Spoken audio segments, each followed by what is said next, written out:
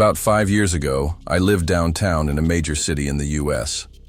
I've always been a night person, so I would often find myself bored at night after my roommate, who was decidedly not a night person, went to sleep. To pass the time, I used to go for long walks and spend the time thinking. I spent 4 years like that, walking alone at night, and never once had a reason to feel afraid. I always used to joke with my roommate that even the shady people and areas in the city were polite.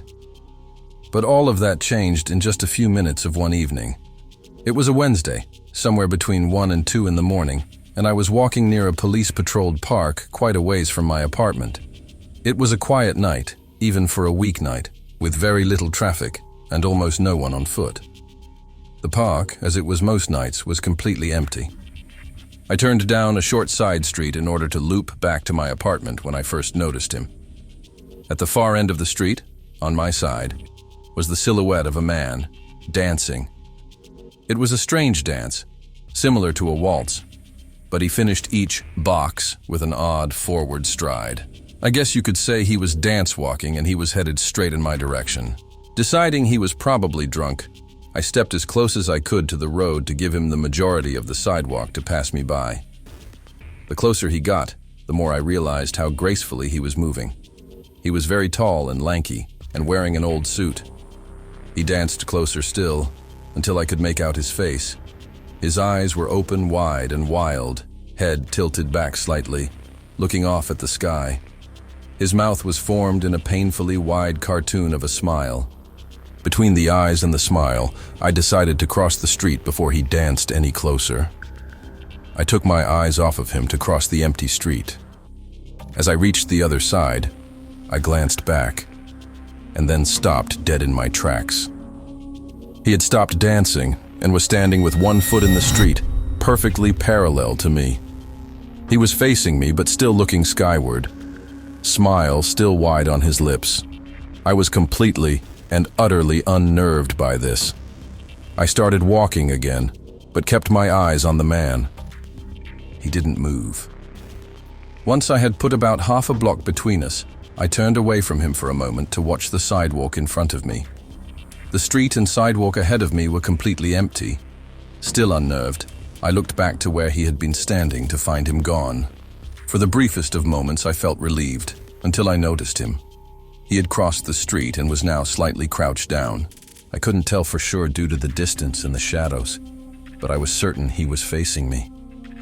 I had looked away from him for no more than 10 seconds, so it was clear that he had moved fast. I was so shocked that I stood there for some time, staring at him, and then he started moving toward me again. He took giant, exaggerated, tiptoed steps, as if he were a cartoon character sneaking up on someone. Except he was moving very, very quickly.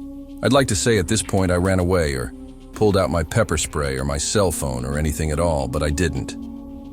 I just stood there, completely frozen as the smiling man crept toward me. And then he stopped again, about a car length away from me. Still smiling his smile, still looking to the sky. When I finally found my voice, I blurted out the first thing that came to mind. What I meant to ask was, "What the heck do you want?" in an angry, commanding tone. What came out was a whimper. What the huh? Regardless of whether or not humans can smell fear, they can certainly hear it. I heard it in my own voice, and that only made me more afraid. But he didn't react to it at all. He just stood there, smiling. And then, after what felt like forever, he turned around, very slowly, and started dance-walking away. Just like that. Not wanting to turn my back to him again, I just watched him go, until he was far enough away to almost be out of sight. And then I realized something. He wasn't moving away anymore, nor was he dancing. I watched in horror as the distant shape of him grew larger and larger. He was coming back my way. And this time he was running. I ran too. I ran until I was off of the side road and back onto a better lit road with sparse traffic. Looking behind me then, he was nowhere to be found.